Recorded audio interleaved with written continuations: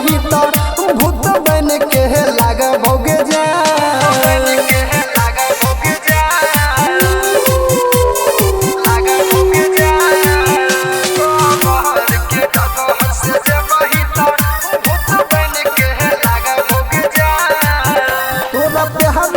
जहना तरस होगे ओहिना बन के कहर बरस होगे जब भी डोली में बैठी के दोसर आंगन तोरा दुआरा पर बाजा तो आजन बाजन धाधका तो आगिया हमार दिन रात जाग भोगे जान कबर के डगर से जबही तो भूत बन के लाग भोगे जान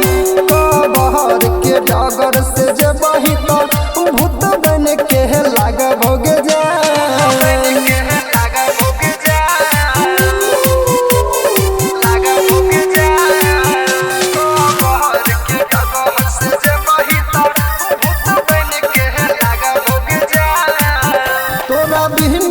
दिन गुजरत गे अब सोचल सपना उजरत गे अपन सैया के सहज सजई है गे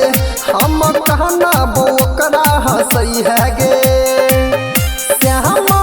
सुपलिया सुनील के सब कुछ जानी है गे जान कबर के डगर से जबही तो